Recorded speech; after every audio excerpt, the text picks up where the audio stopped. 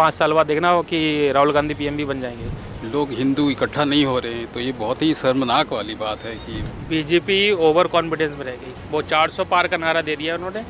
मेरे तौर पर तो प्रधानमंत्री राहुल गांधी नहीं होने चाहिए। और अगर नीतीश कुमार इधर उधर जाएंगे भी तो अपनी इमेज खराब करेंगे कि हमेशा जो कहते हैं वो कभी करते नहीं। नमस्कार, आप देख रहे हैं वन इंडिया हिंदी और मैं हूं आपके साथ Prashant Rohila. NDA 292, India alliance 234। NDA की सरकार बननी तय है, लेकिन जनता क्या चाहती है और जनता की क्या राय है कल के रिजल्ट पर, आइए हम जानते हैं। आपका की राय, हमारी राय यह है। मेरा नाम विपिन कुमार, और हमने अटकलबाजी ये लगाई थी कि कम से कम 415 एनडीए के आएंगे। तो ये रिजल्ट तो हमें समझ ही नहीं आ रहा कि ऐसा हुआ क्यों। ये बहुत ही आश्चर्यजनक है कि कैसे इतना ये जो पिछड़ गई है हमारी। जैसे अयोध्या में राम मंदिर बना और उम्मीद थी कि लोकसभा चुनाव में इसका फ़ायदा होगा और यूपी की जनता बीजेपी के साथ आएगी, लेकिन ऐसा हुआ नहीं। ऐसा क्यों आप मानते हैं कि जैसे कि अयोध्या की सीट ही बीजेपी हार गई, तो उस पर आपकी क्या राय है? ये तो बहुत ही आश्चर्यजनक है, क्योंकि जिस हिंदुत्व को लेके बीजेपी इतनी आगे बढ़ रही है और उसके सारे देने के बावजूद भी लोग हिंदू इकट्ठा नहीं हो रहे हैं, तो ये बहुत ही शर्मनाक वाली बात है कि पता नहीं कहाँ चूक रह गई है, तो बताना मुश्किल है। चलिए, हम एक और हमारे साथ भाई खड़े हैं, उनसे भी हम जानना चाहेंगे कि मतलब कि रिजल्ट ऐसा क्यों हुआ। आखिर जनता ने बीजेपी को ठुकरा दिया, नरेंद्र मोदी केवल 1.5 लाख वोटों से जीते, ऐसा क्यों हुआ? हम जानते हैं जनता से। जी आप बताएं। देखो, नरेंद्र मोदी को ठुकराया नहीं है, ठीक। ये जो विपक्ष बोलता है ना कि ईपीएम में गड़बड़ है, मुझे तो लगता है इन्होंने साला ईपीएम में गड़बड़ कर दी। मतलब जो अभी तक सब किसी भी दूरदर्शन किसी भी टीवी पे आप देख लीजिए, सबका 400 से पार था, लेकिन तब भी 350 उम्मीद थी। मतलब मोदी को ठुकराया नहीं है, तो भी मतलब 35-37 कंपनी ये पार्टीज़ मिल के अगर वहाँ पहुँची हैं तो मोदी को कहाँ ठुकराया। नहीं, जैसे आपने देखा कि अयोध्या में राम मंदिर बना और उम्मीद की जा रही थी कि बीजेपी को उसका पूरा फ़ायदा मिलेगा, लेकिन बीजेपी अयोध्या सीट ही हार गई। तो उस पर, और जिस तरीके से यूपी में 80 लोकसभा सीटें थीं, लेकिन बीजेपी मतलब नुकसान में रही है और समाजवादी पार्टी को फ़ायदा हुआ है। इसमें मतलब ऐसा क्या रहा? उसका मेरा रीज़न ये है कि जो 400 का आंकड़ा है ना, कि 400 पार, तो लोग और इन्होंने अपोजिशन वालों ने उसको गलत फहमी फैलाई कि अगर 400 पार होता तो संविधान चेंज हो जाएगा, जबकि संविधान चेंज करना 10 साल पहले भी कर सकते थे, पूरे बहुमत में थे। तो वो लोगों को समझ नहीं आया। मतलब जो अनपढ़ता है ना, अरे वहीं पे है। अदरवाइज बीजेपी जहाँ थोड़ा समझदार आदमी है वहाँ बीजेपी है। नहीं, पूर्वांचल में जैसे बीजेपी को बहुत नुकसान हुआ, माना जा रहा था कि पूर्वांचल में इस बार बीजेपी को फ़ायदा होगा क्योंकि अयोध्या मुद्दा था, लेकिन ऐसा क्या मुद्दा रहा कि लोकसभा चुनाव में यूपी में नुकसान हुआ बीजेपी को, वो भी बम्पर नुकसान। ऐसा नहीं कि 30 सीटें कम हो गई, और बम्पर नुकसान हुआ है। मतलब मुस्लिम कौम को एक इन्होंने डरा दिया। संविधान का कॉपी लेके घूम रहे थे ना कि संविधान चेंज हो जाएगा सर, संविधान चेंज हो जाएगा। लोगों ने बोला पता नहीं संविधान चेंज, बोला 70 साल तक कोई संविधान चेंज नहीं हुआ, लेकिन अब करना होता मोदी ने 10 साल पहले कर देता। तो लोग उससे थोड़ा डर गए, मतलब डराया गया लोगों के अपोजिशन की तरफ से। बनारस की सीट 1.5 लाख सिर्फ वोटों से जीते हैं प्रधानमंत्री नरेंद्र मोदी। 2019 में करीब 4 लाख वोटों से जीते थे। क्या जनता नरेंद्र मोदी के जनाधार को भूलती जा रही है? वाराणसी ने क्यों ऐसे मोदी के साथ खेला कर दिया? नहीं, ऐसा कुछ नहीं। मोदी को कोई नहीं बोला सर। 37 लोग, मतलब 37 पार्टी जब एकदम अगेंस्ट है, उसके बाद भी मोदी 1.5 लाख से जीत रहा है, इसमें समथिंग। लेकिन इंडिया अलायंस को हल्के में लिया जा रहा था।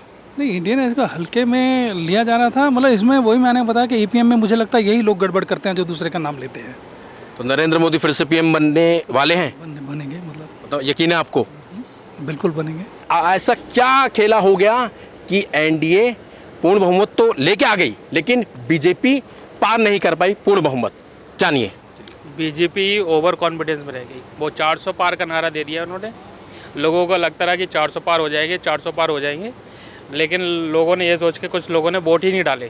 वो सोचते रहे कि सीट तो निकली जाएगी, 400 नहीं तो 300 350 तो आ ही जाएंगी, तब भी मोदी जीती जाएंगे। एट द एंड हुआ ये कि कुछ लोकसभा पे उन्होंने 3000, 4000, 5000 ऐसे वोट। जिस तरीके से अयोध्या में राम मंदिर बना और माना जा रहा था कि अयोध्या के राम मंदिर से लोकसभा चुनाव में बीजेपी को बहुत फ़ायदा होगा, लेकिन लोकसभा सीट जो थी अयोध्या की वही हार गई बीजेपी। ऐसा क्यों हुआ? वहाँ हारने का मेन रीज़न ये है कि जो ज़मीन लोगों की वहाँ पे उन्होंने ली है सरकार ने, वो ज़मीन का मुआवजा ही सरकार ने टाइम से नहीं दिया लोगों को। वहाँ के लोगों को मुआवजा मिला ही नहीं, उनकी ज़मीन तो ले ली गई, टाइम से पैसा मिला नहीं उन लोगों को। तो उनमें कहीं ना कहीं वो थी इस चीज़ को लेके कि यूपी में 80 लोकसभा सीटें हैं और बीजेपी को उम्मीद थी कि कम से कम 70 तो आई जाएंगी, लेकिन ऐसा क्या हुआ कि यूपी में समाजवादी पार्टी एक बड़ी पार्टी बन के आ गई। क्या युवा समाजवादी पार्टी की तरफ चले गए? थोड़ा सा लोगों को लगा कि मोदी जी में थोड़ी सी डिक्टेटरशिप वो कर रहे, मोनोपोली चलाने की कोशिश कर रहे हैं, जिसकी वजह से लोगों को लगा कि इस बार थोड़ा सा अपोनेंट भी थोड़ा सा उन पे रहना चाहिए, तो इस वजह से लोगों ने अपोनेंट पार्टी को भी वोट दिया। अग्निवीर बड़ा मुद्दा है, तो अग्निवीर मुद्दे की वजह से बीजेपी को नुकसान हुआ है?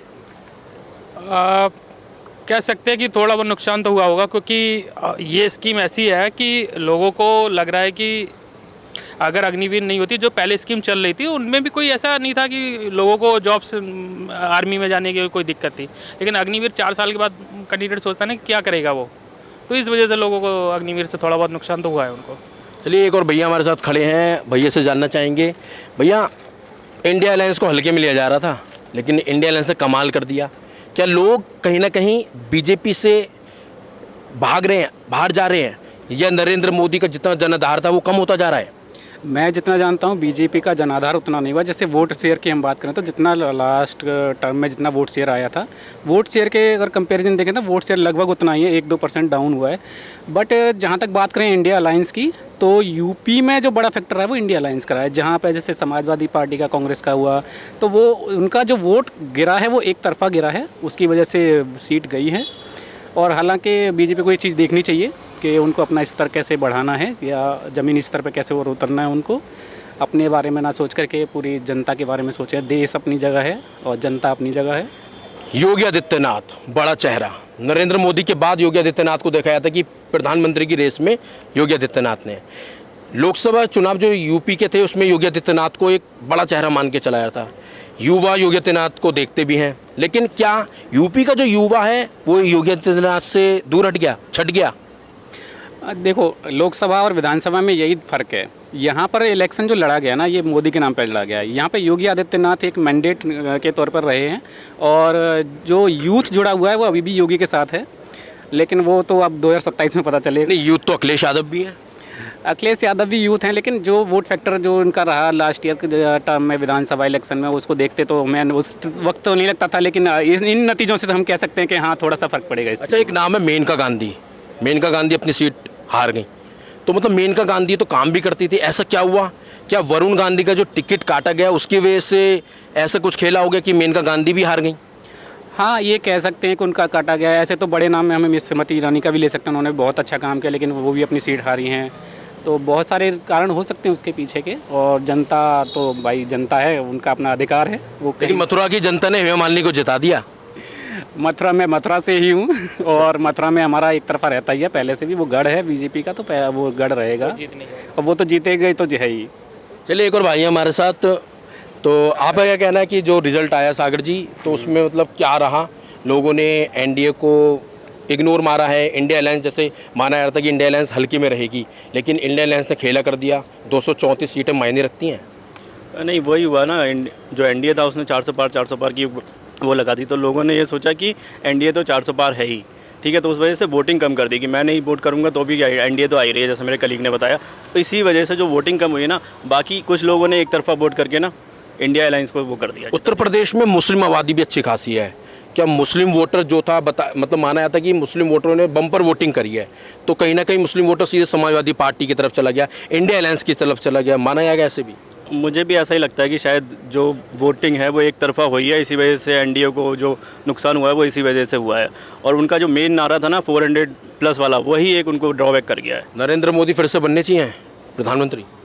मुझे तो ये लगता है कि मोदी जी ने बहुत कम, बट उनको मोदी को तो हम प्रधानमंत्री के तौर पे हमेशा से देखते हैं। लेकिन टीडीपी जैसे एनडीए के साथ जो गठबंधन है, टीडीपी और नीतीश कुमार हैं, वो अलग अलग मंत्रालय मांग रहे हैं, तो क्या एनडीए की परेशानी बढ़ सकती है? देखिए, भारतीय जनता पार्टी में जब तक अमित शाह जैसे चाणक्य बैठे हैं ना, तो इस बारे में तो हम अभी इन चीज़ों को नहीं देख सकते, क्योंकि 12 सीट जेडीयू लेके और अगर हटना चाहेंगे तब भी 294 से। तो इंडिया अलायंस की सरकार बन गई मान लीजिए, तो पीएम कौन होना चाहिए? मेरे तौर पर तो प्रधानमंत्री राहुल गांधी नहीं होने चाहिए। उनकी जगह पे मतलब ये अखिलेश यादव को भी बना लो उनकी जगह तो। अगर नीतीश जी और उनके साथ मिलके करते हैं तो नीतीश जी के अलावा मुझे तो कोई नहीं भाई नीतीश कुमार तो पलटू राम है। लगता। अरे अगर मैं बोल रहा हूँ, अगर वो इंडियन अलायंस में जाते हैं और वहाँ वो अगर कोई, तब आप बोलते हो कि पीएम कोई है तो वो केवल वही देख सकते हैं, बाकी हम पीएम को किसी को नहीं देख अब सकते। जैसे बनने के कि लिए तो कोई भी बन जाए। अब जैसे फ्लाइट में पीछे तेजस्वी यादव बैठे थे, आगे नीतीश कुमार बैठे थे। वो तो ये है कि पैसा बचाओ थोड़ा सा, एक ही फ्लाइट में जा रहे हैं तो 2 लोग जा रहे हैं तो चले गए, क्या दिक्कत है उसमें? कहीं ऐसा तो नहीं नीतीश कुमार फिर से खेल जाए? नहीं नहीं नहीं, खेलेंगे नहीं इस बार। वो पकड़ के मोटा भाई देख लेंगे, उन्हें मोटा भाई पकड़ के रखेंगे, ऐसे जाने तो देंगे। मतलब नरेंद्र मोदी फिर से प्रधानमंत्री बन रहे हैं? बिल्कुल बिल्कुल वही बनेंगे और बनने भी चाहिए। और अगर नीतीश कुमार इधर उधर जाएंगे भी तो अपनी इमेज खराब करेंगे कि हमेशा जो कहते हैं वो कभी करते नहीं, अपनी इमेज खराब प्लस करेंगे बस। अगर वो जाएंगे तो उनमें इतनी पार्टी हैं कि वो एक आधे 6 महीने बाद, साल भर बाद वो फिर इधर आ जाएंगे, उसका कोई भरोसा नहीं। मतलब नीतीश कुमार पलटू राम है और कहीं भी। वो अब क्या बताएं, वो 15 साल में गठबंधन उन्होंने ही शुरुआत की थी, तो अब वो वहाँ से निकल के इधर आ गए एनडीए में, तो उसका कोई भरोसा नहीं कह सकते कि वो कब पलट जाए। तो मतलब नरेंद्र मोदी प्रधानमंत्री बनने चाहिए, साफ साफ बात है। लेकिन ऐसा क्या हुआ कि मतलब एनडीए को उम्मीद नहीं थी, क्योंकि बीजेपी को ये थी कि पूर्ण बहुमत की सरकार बन जाएगी, उससे क्या होगा कि किसी तरह की कोई दिक्कत नहीं आएगी। लेकिन एनडीए में अब क्या है, अलग अलग अलायंस है, अलग अलग पार्टियां हैं, अब हर पार्टी अपनी डिमांड कर रही है। टीडीपी है, वो 5 मंत्रालय अलग से मान रही है, तो ऐसे कैसे उसको मनाया जाएगा?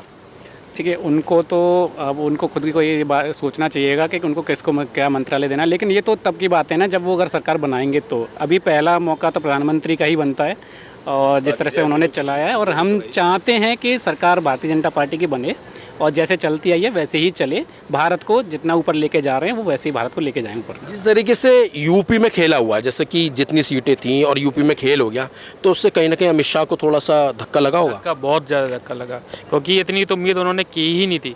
इवन किसी भी मीडिया चैनल या इवन कोई आम आदमी ने भी नहीं सोचा होगा। वो यही सोच रहे थे 70+ या 65 तो प्लस जाएंगे। कहते थे कांग्रेस खत्म होने वाली है, खत्म हो गई, लेकिन वो ये जनता भूल जाती है सारी चीज़ें ना, जनता सारी चीज़ें भूल जाती है। कल को देखना है, आज 5 साल बाद देखना हो कि राहुल गांधी पीएम भी बन जाएंगे। अच्छा, आपको क्या मानना कि राहुल गांधी पीएम बनने चाहिए?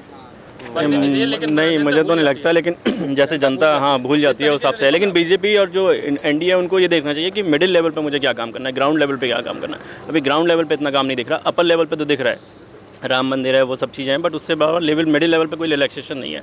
जो मिडिल लेवल है ना, वो इतना सेटिस्फेक्शन नहीं है उसके अंदर। क्या इस बार संघ बीजेपी के साथ नहीं आया? संघ ने बीजेपी का साथ नहीं दिया? नहीं, संघ ने पूछा भी नहीं संघ से, और संघ ने भी इनको जिस लास्ट इलेक्शन में जितना सपोर्ट किया था आरएसएस ने, वो उतना इन्होंने इस बार। क्या संघ पर नरेंद्र मोदी और अमित शाह हावी हो रहे हैं? कुछ तो नहीं कह सकते।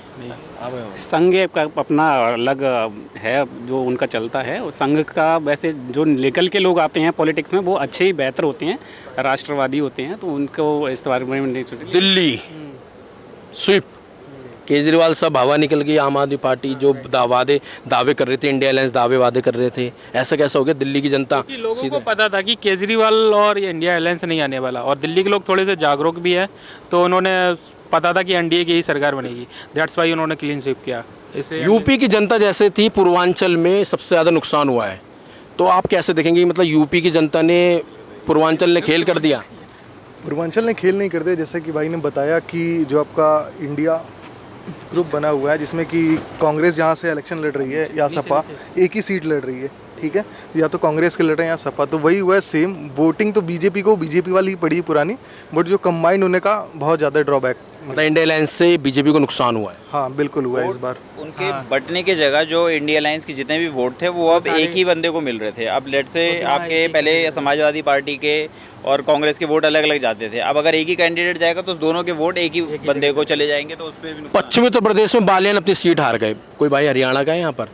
पश्चिमी उत्तर प्रदेश में बालियान थे, बड़ा नाम था, वो आ गए। ऐसा क्या हो गया भाई? पश्चिमी उत्तर प्रदेश तो भाई जाटों का गढ़ है, और बालियान खुद एक मतलब जाट हैं। ऐसा क्या हो गया? वहाँ के लोग भी मतलब आरएलडी ऐसे थी, आरएलडी के साथ एनडीए गठबंधन था, लेकिन ऐसा क्या हो गया? प्रोटेस्ट का भी डिफरेंस पड़ सकता है। जो हमारा फार्मर प्रोटेस्ट हुआ है, इसका भी कहीं ना कहीं क्या कहते हैं एक इम्पैक्ट पड़ सकता है इस चीज़ पे। लोकसभा चुनाव में यूपी की 80 सीटों पर खेला हुआ है। समाजवादी पार्टी को फ़ायदा हुआ है, पूर्वांचल में लोगों ने एक तरह से बीजेपी को नकार दिया है।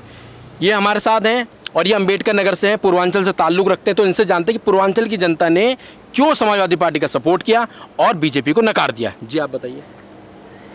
सबसे मेन मुद्दा है कि वहाँ पे रोज़गार 5 साल में बहुत ही कम हुए हैं। और दूसरी मुद्दा ये रहा है कि जो भी इन्होंने एग्ज़ाम्स कराए हैं कि जो RO हो गया या फिर जो है लेखपाल के एग्ज़ाम्स हो, सब इंस्पेक्टर जो भी होगा, सब पेपर लीक हो गए हैं। एक तरह से मीम भी बन रहा है कि जैसे कि उत्तर प्रदेश वो प्रदेश है जहाँ पे एग्ज़ाम से पहले उत्तर पता चल जा रहा है।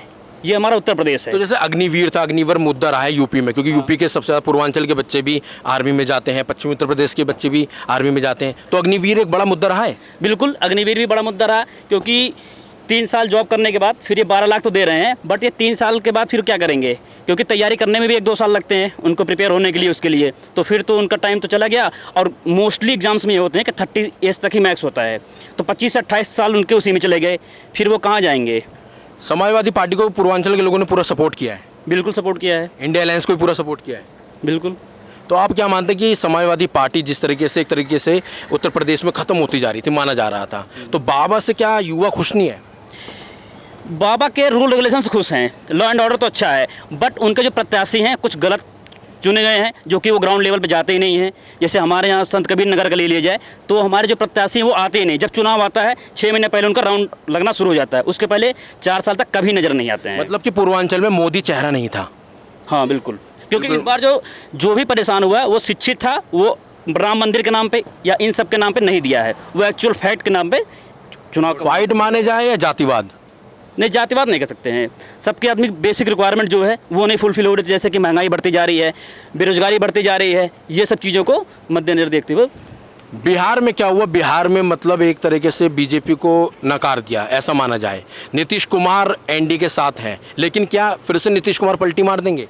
नहीं, इस बार तो नहीं, इस पर से मतलब कम है, लेकिन हो सकता है कि वो केंद्र में जो है ना मिनिस्ट्री का एक दावा करेंगे, एक अपना पक्ष रखेंगे। फ्लाइट में आ रहे थे, आगे बैठे थे, पीछे तेजस्वी दोनों साथ में आए हैं। अब देखिए बीच में खेला मत हो जाए, लेकिन चांसेस कम है। नीतीश कुमार मंत्रालय मांग रहे हैं। मंत्रालय तो लेंगे, खुद मुख्यमंत्री पद नहीं त्याग करेंगे, लेकिन अपने पार्टी के लिए मंत्रालय एक मतलब मजबूत जो है ना सेंट्रल में मिनिस्ट्री जरूर लेंगे। बिहार की जनता किसे मानती है? मोदी को नहीं मानती है। बिहार की जनता मिली जुली वहाँ पे सरकार है, एक्चुअली जो है ना वहाँ जातीय मतलब समीकरण थोड़ा सा वहाँ पे बिगड़ा हुआ है। तेजस्वी यादव को युवा पसंद कर रहा है। हाँ, मैक्सिमम युवा तेजस्वी यादव पसंद करता है। मतलब नरेंद्र मोदी से वहाँ का युवा थोड़ा सा खुरा मतलब नाराज़ है। मतलब शिक्षित वर्ग तो सपोर्ट में है, लेकिन जो वर्ग मतलब जो वहाँ पे जो है ना बेरोजगार हैं और जो लोकल हैं, वो युवा जो है ना उनको पूरी तरह सपोर्ट करता है तेजस्वी यादव को। आप प्रधानमंत्री किसे बनना देखना चाहते हैं? प्रधानमंत्री तो नरेंद्र मोदी को ही देखना चाहते हैं। नीतीश कुमार दावा कर दें कि मैं बनूंगा? नीतीश कुमार दावा करेंगे, बनना नहीं चाहिए उनको। वो आपको जो है ना मतलब क्षेत्रवाद बिहार के लिए वो सही है। तो आपने देखा पूर्वांचल का कहना है कि मोदी से नाराज़ है, समाजवादी पार्टी के साथ गए। बिहार की जनता चाहती है कि नीतीश कुमार पीएम ना बने, लेकिन मंत्रालय तो ज़रूर मिल जाए। तो देखा आपने जनता की राय। मैं प्रशांत रोहिला, राजकुमार के साथ, वन इंडिया हिंदी।